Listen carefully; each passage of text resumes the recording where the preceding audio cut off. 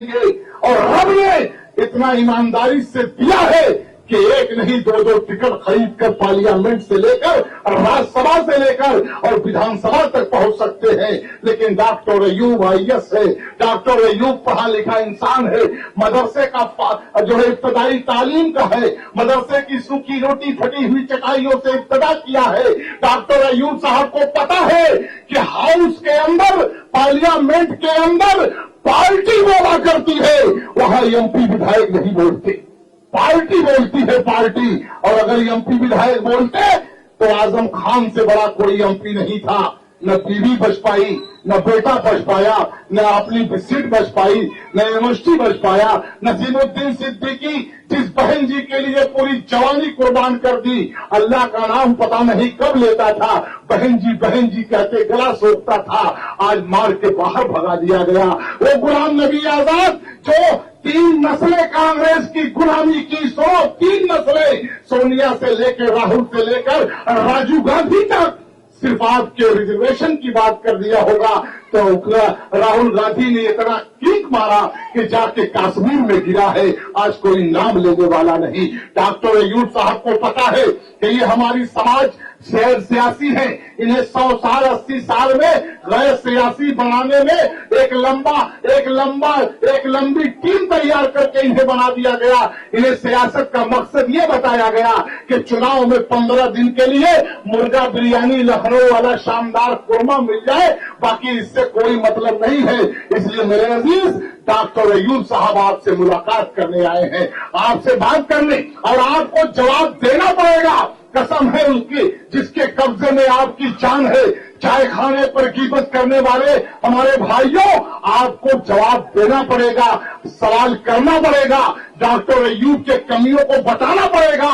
लेकिन कहीं न कहीं से डॉक्टर अयूब साहब के दर्द को भी समझना पड़ेगा, क्योंकि आपको पता है कि गमे जिंदगी का उस पर कोई गम नहीं है, गमे जिंदगी का इन पर कोई गम नहीं है। अरे ये तुझी पे मर रहे हैं, तुझे कुछ खबर नहीं है।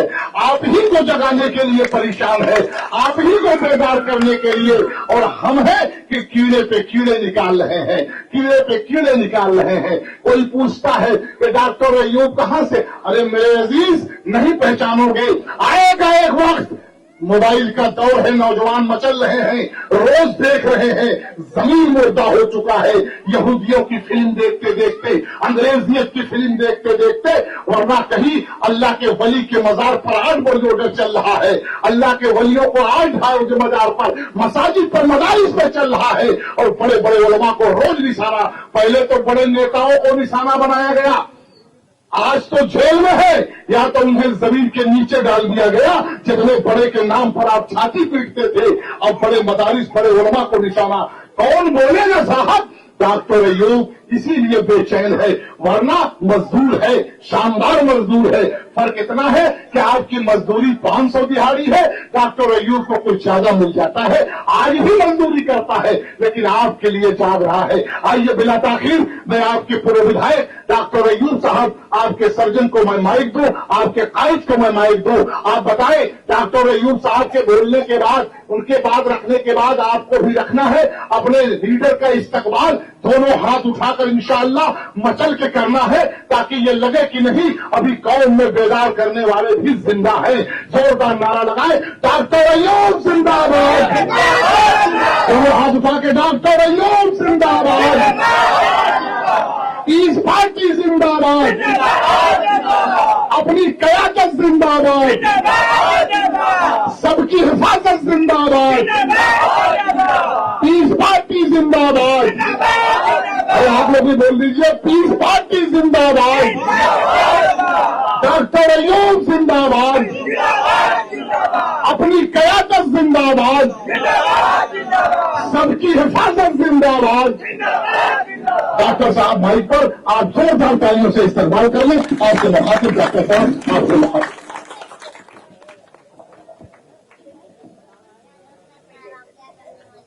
अस्सलाम वालेकुम। इस्लाम नगर और आसपास से हुए सभी उलमाए कराम का बुजुर्गों का, नौजवान साथियों का, खासतौर पर प्रधान जी का मैं शुक्रगुजार हूं कि आप सभी ने अपना वक्त दिया। साथियों, भी आपने मुफ्ती तनवीर साहब की बात सुनी, भाई पंचराम चौहान जी की, जो इस पार्टी के अनुसूचित जाति के जिलाध्यक्ष हैं, भाई अफरोज साहब की बात आप सभी ने सुनी है। आप सभी ये बात तो समझ ले कि ये आज की बैठक ये कोई जनसभा नहीं है कि हम सभी लंबी चौड़ी तकरीर करके और यहां से जाएंगे। आज हम सभी चर्चा करने के लिए आए हैं, आप सभी से मशवरा करने के लिए आए हैं, क्योंकि अभी चुनाव नहीं है, हम सभी वोट मांगने नहीं आए हैं। जब वोट मांगने का वक्त आएगा हम आपके बीच वोट मांगने भी आएंगे, सभा भी हम सभी करेंगे। मगर आज जो मकसद है हम सभी का, वो अपने समाज के बारे में सोचने के लिए, पिछड़े और दलित समाज के बारे में सोचने के लिए, ये पूरे समाज और देश के जो हालात हैं उसके बारे में गौर फिक्र करने के लिए हम सभी आपके बीच आए हैं। और हम चाहते हैं कि हमें आप मशवरा दें।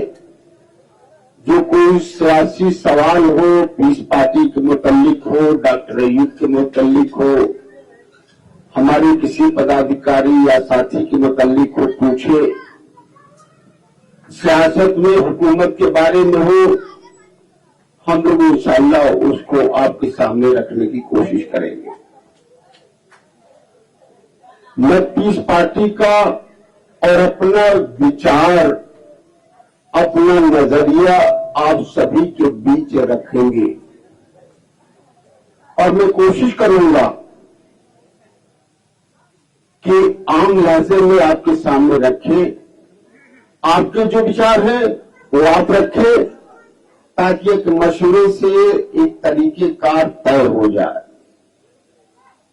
अभी आपने मुफ्ती तनवीर कासमी साहब की बात सुनी है। उन्होंने दो चीजें बिल्कुल साफ कह दी कि अल्लाह का हुक्म है कि हम अपनी एक जमात बना ले, तंजीम बना ले, पार्टी बना ले और हम उसके साथ लगे रहें। जो अलग रहेगा वो कामयाब नहीं होगा। और चूंकि अल्लाह का हुक्म है, इसलिए यही सही रास्ता है। इन्होंने कहा ये मुसलमानों को हुक्म है, तो पहली बात इन्होंने ये बात कही। दूसरा इन्होंने कहा कि आपका काम इसलिए है कि पार्टी क्यों बनाओ, ताकि एक ऐसा निजाम पैदा करो, ऐसी हुकूमत कायम करो जो लोगों को इंसाफ दे और जुल्म को रोके। तो ये जिम्मेदारी आपकी थी, मगर हम सभी ने ये जिम्मेदारी, अपनी जिम्मेदारी वो दूसरे को दे दी। साथियों, दूसरी बात मैं अपना विचार रखना चाहता हूं पीस पार्टी का, कि आज जो माहौल है हम लोग उस पर चर्चा नहीं करेंगे। मंदिर मस्जिद का है, जेल में बंद है, तासुब है, माबूचिंग है, महंगाई है, बहुत सारे प्रॉब्लम है, मुनकरों का मसाइल है। ये सारे छोटे छोटे मसाइल जो हैं वो आप सभी की नहीं है, बल्कि ये सरकार फैसला करती है। और ये मसाइल कोई हिंदू मुसलमान का मसाइल नहीं है। एक बात हम सभी को बिल्कुल साफ समझ लेना चाहिए कि जो मसाइल हमारे हैं आज, वो मसाइल मुसलमान होने की वजह से नहीं है। एक बात, ये बात हम सभी को समझ लें। आज भाजपा सरकार है, चाहे वो हमारे मजारों पे बुलडोजर चलावे, चाहे मस्जिद मदारिस पर बुलडोजर चलावे, चाहे मस्जिद के बाहर नमाज पढ़ने से रोके, गैर कानूनी करार कर दे, ये सब ये नहीं है कि मोहन भागवत जी हैं या मोदी जी हैं या योगी जी हैं, उनको मुसलमानों से नफरत है, मस्जिद मदारिस मजारों से नफरत है, उन्हें मुसलमानों के नमाज पढ़ने से नफरत है या मुसलमान से नफरत है। मैं इसको मानने को नहीं। वह इसलिए करते हैं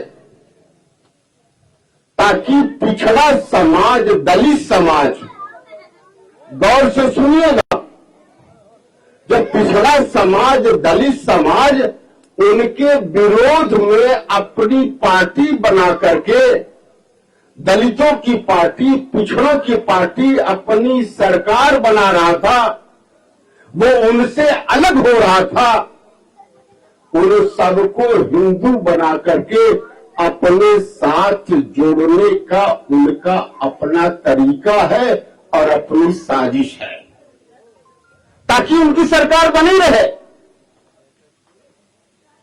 वो इसलिए नहीं कर रहे हैं कि आपको नुकसान पहुंचाएंगे। करोड़ों मस्जिद है इस देश में, करोड़ों मदारिस है, 150 गिर जाते तो उससे मुसलमानों को नुकसान नहीं होगा, उससे ज्यादा बना लेंगे मुसलमान, उससे कुछ फर्क नहीं पड़ता। तो ये बात बिल्कुल समझ लें और इससे डरने और घबराने की कोई जरूरत नहीं। इससे डरने घबराने की जरूरत नहीं। अगर कान में मोहन भागवत जी को और मोदी योगी को कोई ये समझा दे कि मस्जिद गिराने से नहीं, मस्जिद बनाने से आपकी सरकार बनेगी, तो यकीन मानिए दूसरे दिन से वो मस्जिद बनवाना शुरू कर देगी। उन्हें किसी से मोहब्बत नहीं है, न मंदिर से मोहब्बत है, न मंदिर से मोहब्बत है, न मस्जिद से दुश्मनी है। सरकार में बने रहना चाहते हैं। मेरी बात समझ में आ रही है? और मोहब्बत आपको अखिलेश जी से भी नहीं, अखिलेश जी भी को भी और मायावती राहुल जी को भी आपसे मोहब्बत नहीं है। वो जो टोपी पहनते हैं, गमछा पहनते हैं, अवतार में बैठते हैं, वो सिर्फ आपका वोट लेने के लिए। उन्हें कोई दिक्कत नहीं है कि सारा का सारा मुसलमान हिंदू बन जाए। अखिलेश जी को, मायावती जी को और राहुल जी को कोई तकलीफ नहीं है। सारी मस्जिद गिरा दिया जाए, वो एक लफ्ज बोल नहीं सकते। बोलेंगे भाई, हाँ, बहुत लंबी लंबी हाँकते हैं। मस्जिद के बारे में न तो राहुल जी बोलेंगे गिरने के बारे में, न अखिलेश जी बोलेंगे, न मायावती बोलेंगे, क्योंकि जानते हैं कि अगर बोलेंगे तो उनका पिछड़ा और दलित वोट जो हिंदू कहलाता है वो कट जाएगा। बात समझ में नहीं आई? कोई धरना प्रदर्शन नहीं करेंगे आपके लिए। पूरा मुस्लिम समाज का सफाया हो जाए, उन्हें कुछ करने की जरूरत नहीं है। तो ये न समझो कि तुमसे मोहब्बत उनको हो गई है। और एक बात और भी वो जानते हैं कि मियावां जाएगा कहां। बात समझिए नहीं है, नहीं है? वो जाते हैं कि मियावां जाएगा कहां। भाजपा का डर दिखाओ, वो तो बड़े खुश हो रहे होंगे कि भाजपा वाले आधा काम उनका खुदे कर रहे हैं कि मियां का जेल में डाल रहे हैं, मौलवी को गिरफ्तार कर रहे हैं, मदरसे मस्जिद और खानकाहों को गिरा रहे हैं। मियां अपने आप दौड़ा हुआ हमारे कैद खाने में आ जाएगा, कुछ कहने की जरूरत नहीं है। मेरी बात समझ में आ रही है? तो ये बात बिल्कुल समझ लीजिए। अगर आप बिना कुछ मांगे उन्हें वोट दे रहे हो तो साहब वो आपको हिस्सेदार क्यों बनाएंगे? मेरी बात समझ में आ रही भैया नहीं आप लोगों को?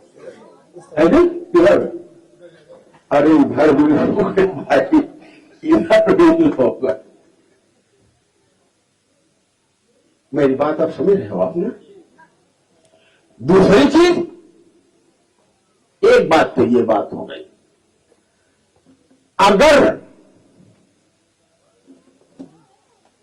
अगर मुस्लिम समाज पूरा का पूरा,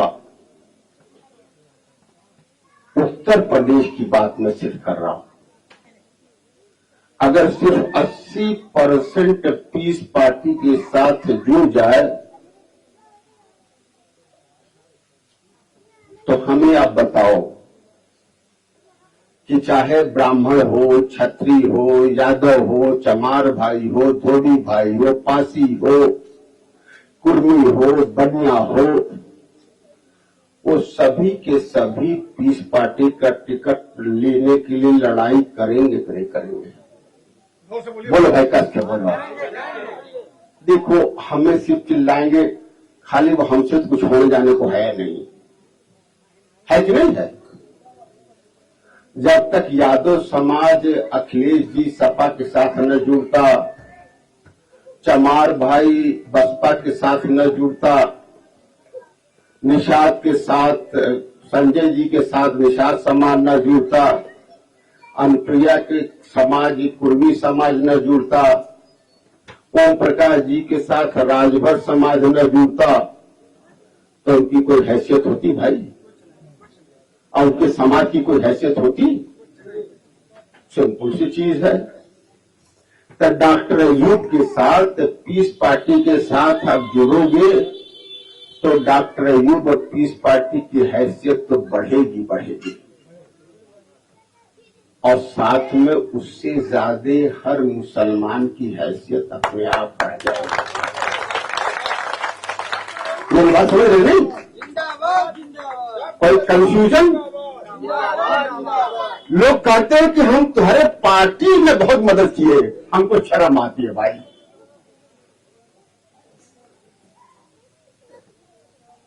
हमारी मदद नहीं कर रहे हो आप अपनी मदद कर रहे हो। मिसाल दे दूं मैं, अभी 2014 से सुनिएगा, 2024 अभी गया है ना, प्रधान जी 90% से ज्यादा समाजवादी पार्टी को मुसलमान यहां वोट दिया नहीं दिया? हा? कोई गलत तो नहीं करो भाई, अरे बोलो ना सही है तो। 90% से मुसलमान ने दिया ना। यादव जी वोट मांगने आए थे भाई, तो भाई हा? पूछा था कि किस मसलक के हो, किस जात बिरादरी को हो। हमसे पूछते हो किस मसलक के, किस जात बिरादरी को हो, भाई नहीं हो, कोई गलत नहीं बता रहे भाई। हमसे मांगो कहेंगे तो भाजपा के नहीं ठोका, भाजपा को काटने आए हो, कहा है नहीं? यादव जी से, चमार जी से, बाभन जी से मुसलमान कुछ पूछता ही नहीं, सारे सवाल मुझसे, है ना भाई? कुछ गलत कर रहे हो क्या? सही कर रहे हो ना? कोई पूछा नहीं। ये बताओ, 90-95% वोट दिए, उस वोट में कहीं मुसलमान की पहचान है क्या? तो भाई अरे बोलो कसके, पहचान है? मियां लोगों की ताकत बढ़ी क्या? हाँ? घट गई। गजब सौदा भाई, इतना मेहनत करो और घटती जाए। और मैं दावे के साथ कह सकता हूं कि इस लोकसभा का कम से कम 25% यादव भाई भाजपा को वोट दिया होगा। क्यों मैं कुछ गलत कर रहा हूं क्या? ये भी सही है लो। और ये भी दावे के साथ कहता हूं कि जितना टोटल वोट सपा को यादव और चमार भाई मिलकर दिए होंगे, उसका कम से कम दूना तिगुना वोट सिर्फ मुसलमान दिया है। सही है कि गलत है? अरे कस के बोलो भाई, हाँ सही है ना? अब आप समझ लो। आप चमार भाई भी, दलित समाज भी 50% भाजपा को दिया होगा। उन सबकी या तो अखिलेश जी की ताकत बढ़ी, समाजवादी पार्टी की ताकत देश में बढ़ी, और यादव समाज की बढ़ी है ना भाई? यादव समाज राजनीतिक तौर पर मजबूत हुआ नहीं हुआ है ना? बहुत बढ़िया धंधा हम लोग कर रहे हैं। इसी को तनवीर साहब ने कहा कि हम गलत रास्ते पर चल रहे हैं, कमजोर से कमजोर हो रहे हैं, और फिर हमें समझ में आता कि रास्ता गलत है। आप लोग समझ रहे हो, खाली भर ये मस्जिद गिरा करके, मदरसा गिरा करके, कुछ लोगों को गिरफ्तार करके और वो आपको छोड़ देंगे। गलतफहमी में मत रहो। हुजूर डॉक्टर अयूब इसलिए परेशान है कि सिर्फ मस्जिद मदरसा तासुब और जुल्म का सवाल नहीं है, मस्जिद मदरसे का सवाल नहीं है, हमारे नौजवानों को रोजी रोजगार का सवाल नहीं है, बुनकरों का सवाल नहीं है, दिल्ली का सवाल सिर्फ नहीं है। ये तो छोटे छोटे मसले हैं। सवाल है आपके वजूद का, सवाल है आपके आने वाले नस्लों के वजूद का, सवाल है हमारे दीन के वजूद का। इसलिए डॉक्टर अयूब परेशान है। और आप समझ रहे हो कि इसी से छुटकारा मिल जाएगा? नहीं मिलेगा। 2019 में कानून पास हुआ कि इस देश के हर मुसलमान को यह साबित करना पड़ेगा कि इस देश का शहरी है। ईसाई को नहीं, पारसी को नहीं, हिंदू को नहीं, दलित को नहीं, पिछड़े को नहीं, सिख को नहीं, मगर अब मुसलमान हो।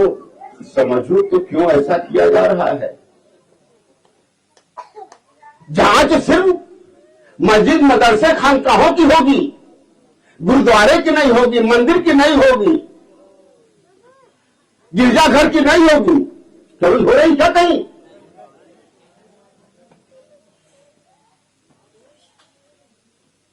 धर्म परिवर्तन में सिर्फ आप गिरफ्तार हो गए। गांव का गांव हिंदू बन जाए, कोई गिरफ्त पूछने वाला नहीं है। मैं जेल में जाऊंगा तो बलात्कार में जाऊंगा, भाजपा सरकार में राजद्रोह में जाऊंगा, कोई पूछने वाला नहीं है। 1000 मुसलमान कत्ल हो जाएंगे, मक्खी भी भिड़कने वाली नहीं है। बात समझो, मसला बहुत बड़ा है। आप सोच रहे सिर्फ नौकरी का मसला है, प्रधानी का मसला है, विधायकी का मसला है। आप हमें बता दो, बहुत सारे लोग हैं हमारे साथी। मैं 5 साल विधायक रहा, कोई अपने लिए फायदा लिया क्या? कोई एक पैसा भी किसी से कमीशन लिया क्या? क्या फायदा हुआ? तब भी एक गाड़ी से चलता था, आज भी चलते। जिस तरह से पहले था उसे आज भी है। मैं धंधा करने के लिए, विधायक बनने के लिए मैं नहीं आया हूं। एक मिशन है पीस पार्टी। मैं आपको याद दिला दूं कि हमारे नबी करीम सल्लल्लाहु अलैहि वसल्लम ने 13 साल उन्होंने मक्का मौसमा में वहदानियत की लोगों को दावत दी और 13 साल की दावत में 3 साल करीब शोबे भी तालिब में जेल में रहे, मगर 100 लोग भी ईमान नहीं लाए। आज जैसे लालच मुसलमानों को दी जा रही है ना सपा बसपा कांग्रेस से, तुमको विधायक बना दूंगा, एमएलए एमपी बना दूंगा, ठेका दे दूंगा, पट्टा दे दूंगा, पद दे दूंगा, हमारे नबी को भी दी गई थी, है नहीं? तो मैं लड़की बढ़िया से शादी करा दूंगा, नेता बना दूंगा, जायदाद दे दूंगा, जागीर दे दूंगा, हर कुछ दे दूंगा, पद दे दूंगा, मगर हमारे नबी ने अपना मिशन नहीं छोड़ा, अपने मुल्क को छोड़ दिया। मगर क्या फर्क था? सबसे बेहतरीन किरदार, अल्लाह से नजदीकी, दुआ, इबादत, सब कुछ था। उनसे बेहतर मेरा ईमान है, न तो कोई हुआ है न होगा। मगर इक़्तिदार जालिमों के हाथ में थी, काफिरों के हाथ में थी, मगर हमारे नबी ने उनकी हिमायत नहीं की। कुछ गलत तो नहीं कहा भाई? और हम 95% हिमायत कर रहे हैं, है बिना कुछ मांगे। कुछ गलत तो नहीं करा भाई? हमारे नबी ने वतन को तर्क कर दिया, खानदान छोड़ दी, जायदाद छोड़ दी, सब कुछ छोड़ दी, रिश्तेदार छोड़ दी, मगर गैरों की हिमायत नहीं की, जिनकी हुकूमत थी, इक़्तिदार जिनके हाथ में था। ये है इस्लाम। अगर इसके खिलाफ हम करते हैं तो अपने नबी के बाकी हुए कि नहीं हुए भाई? है लो? गौर करो आप लोग। यही तो कहा मुफ्ती साहब ने, यही कहा तनीर साहब ने कि ये तो इब्लीस का तरीका है, शैतानों का तरीका है। अभी मुहर्रम चंद दिन हुआ गुजरे हुए, हुसैन रज़ियल्लाहु अन्हु ने अपने पूरे खानदान की शहादत दे दी। यजीद को उन्होंने सही नहीं समझा, जालिम नहीं समझा, उन्हें बैत अरोट नहीं दी, जान दे दी, शहीद हो गए। ये तो है इस्लाम। हम हाथ पर लेकर बैत करने को तैयार है, वोट देने के लिए जिहाद कर रहे हैं। और करिए कि अगर हमारे नबी करीम सल्लल्लाहु अलैहि वसल्लम अबू जहल, अबू लहब, अबू सुफियान की बात मान गए होते और उनकी शर्त लेकर के कबूल कर लिए होते, तो क्या आज हम मुसलमान होते? क्यों भाई? हैं? होते? मगर मदीने में जाकर के उन्होंने ईसाइयों को, यहूदियों को, मुशरिकों को, मुसलमानों को, सबको दावत दी, एक जगह इकट्ठा किया, जिसको मिसाके मदीना कहते हैं, जिसमें मुसलमानों की तादाद सबसे कम, यहूदी भी ज्यादा, ईसाई भी ज्यादा, मुशरिकीन भी ज्यादा, मगर इकट्ठा किया तो दूसरे को लीडर नहीं बनाए उस जमात का, अपने खुद लीडर बने, खुद नेता बने। मेरी बात समझे आप? है नहीं? और नेता बन के जब हमला किया मक्का मौजमा में, तो सिर्फ मुसलमान नहीं रहे, सभी रहे जमात के लोग। और यही तो मुफ्ती साहब ने कहा, तनीर साहब ने, कि 10 साल 13 साल में जिनको समझ नहीं आया इस्लाम, एक दिन में उन्हें समझ में आ गई। मगर गौर फिर करिए, प्रधान जी खूब कहां गए हो? प्रधान जी होना गए? गौर से सुनिएगा, असल मुद्दा जो मैं कहना चाहता हूं, ये कहानी तो सब सुनते हैं, असल मुद्दा समझो कि अगर नेता मिसाके मदीना में, भाई गौर से सुनिएगा, मिसाके मदीना में अगर ईसाई नेता चुन लिया गया होता और मक्का फतह हुई होती, तब मक्का के लोग ईसाई बनते कि मुसलमान बनते? अगर यहूदी नेता चुन लिया गया होता, कोई कंफ्यूजन तो नहीं है ना? अगर ईसाई यहूदी या मुशकिन हो गए होते तो फिर आज हम मुसलमान होते। यही इन्होंने मुफ्ती साहब ने कहा कि जो नेता है उसी का मजहब रहेगा, उसी की सभ्यता रहेगी, उसी का कल्चर रहेगा, उसी का देश रहेगा।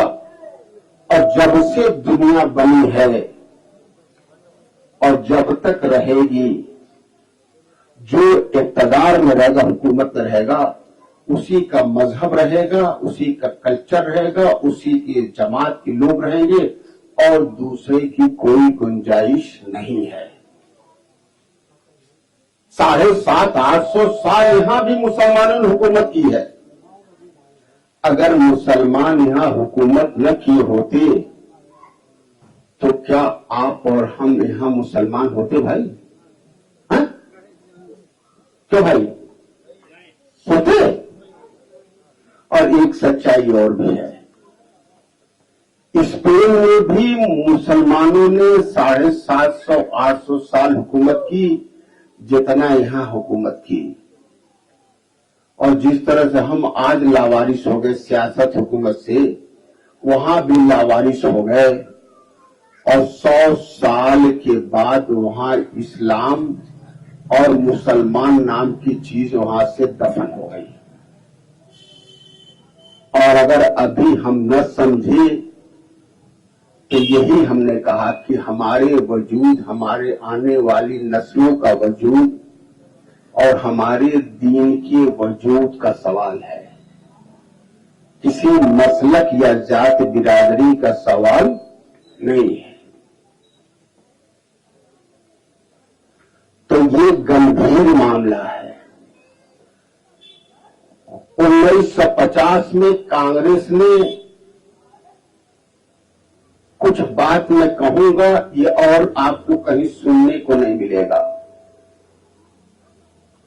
1950 में 10 अगस्त को 1950 में कांग्रेस सरकार ने सिर्फ हिंदू दलित को आरक्षण दिया और मुसलमान दलितों को उससे अलग कर दिया। 40% मुसलमान हैं इस मुल्क में, जो दलित है उस सरकारी नौकरी से अलग हो गए। ये कांग्रेस की साजिश रही है जिसको आप 100% वोट देते रहे। उसी तर्ज पर 19 में भाजपा ने किया कि सिर्फ मुसलमान को बताना पड़ेगा इस देश का नागरिक है, और अगर आप साबित नहीं कर पाएंगे तो आपकी पूरी जायदाद उस सरकार की हो जाएगी और आप देश के किसी कोर्ट में मुकदमा नहीं कर सकते, आपको फॉरेन ट्रिब्यूनल में जाना पड़ेगा। आप फैसला जानते कौन करेगा? फैसला करेगा एसडीएम।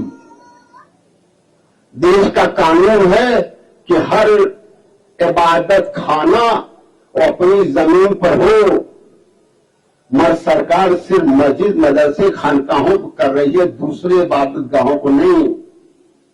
इसलिए वो फैसला करेगा कि आप नागरिक हो कि नहीं हो। साथियों, अभी मैं आपके बीच बोल रहा हूं, फिर गौर से सुन लीजिएगा।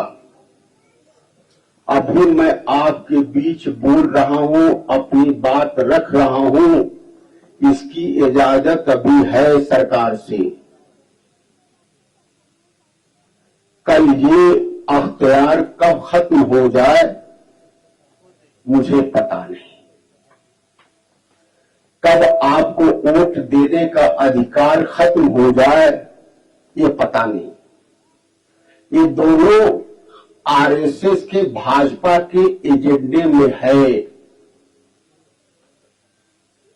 फिर आप ऐसे लाचार बेबस हो जाएंगे कि आपको घर वापसी के अलावा कोई रास्ता नहीं बचेगा। आज अभी वक्त है, अगर आपने अपनी सियासत कर ली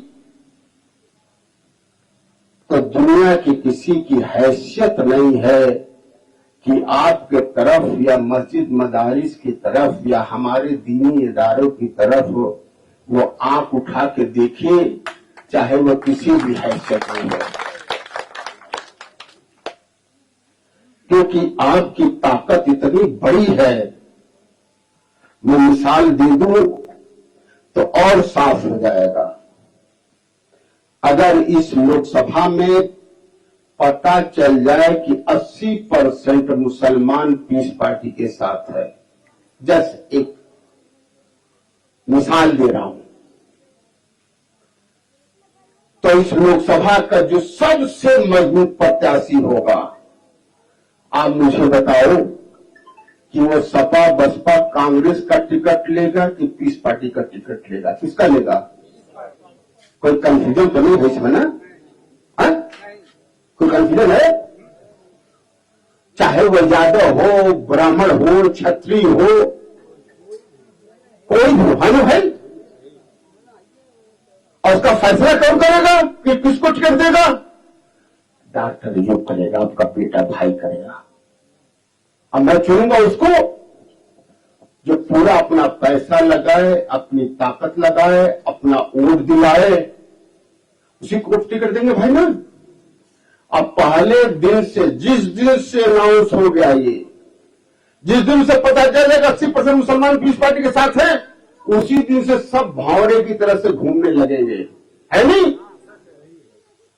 और जिस दिन अनाउंस हुआ कि इसको टिकट मिलेगा, उस दिन से तहसील से लेके, थाने से लेके, ब्लॉक से लेकर के, जिले से लेकर के हर जगह आपकी लड़ाई वो खुद लड़ेगा, चाहे वो क्षत्रिय हो, चाहे ब्राह्मण हो। बात सही कि गलत है नहीं? है नहीं? और जितनी लंबी, तो जितनी दाढ़ी लंबी देखता, टोपी देखता, कहता सबसे ज्यादा नफरत की तरीके से देखता है, और दूसरे दिन से झुक करके सलाम करने लगेगा। करने लगेगा नहीं? एकदम पालतू तोते की तरीके से, चाहे कोई भी हो, कितना बड़ा हो, और आपके खाते में अपना वोट डालेगा। जीतेगा तो डॉक्टर अयूब जिंदाबाद, पीस पार्टी जिंदाबाद बोलेगा, चाहे कोई भी हो। अगर पूरे प्रदेश का मुसलमान 80% पीस पार्टी के साथ हो जा, तो यहां का तो प्रत्याशी चक्कर लगाता है। अखिलेश जी, मायावती और राहुल जी डॉक्टर अयूब के घर का चक्कर लगाना शुरू कर देंगे, नहीं कर देंगे भाई? अरे बोलो भाई, कहेंगे कि जल्दी से पहुंच जाओ, कहीं दूसरे से समझौता न कर ले, है नहीं? बात सही करें नहीं? अपना वोट भी दिलाएंगे, जय जयकार भी करेंगे। उसी दिन से मुसलमानों पर जुल्म इस मुल्क से दफा हो जाएगा, है ना भाई? हम आजादी के बाद से जुल्म खत्म करने के लिए उनकी सरकार बना रहे, उनकी सरकार बना रहे, उनकी सरकार बना रहे, और हालत बद से कह रहे कि हमको राहुल जी बचा लेंगे, सोनिया जी बचा लेंगी, अखिलेश जी बचा लेंगे, मायावती। अरे सारी ताकत तो हमारे अपने पास है भाई, और हम इधर उधर भटक रहे हैं। इससे एक चीज साफ हो गई कि हमारे हालत को कोई ठीक नहीं कर सकता, किसी की हैसियत नहीं है, न कोई चाहता है। हमारे बदहाली की जिम्मेदार सपा, बसपा, कांग्रेस, भाजपा नहीं है, मोदी, योगी, राहुल, सोनिया नहीं है।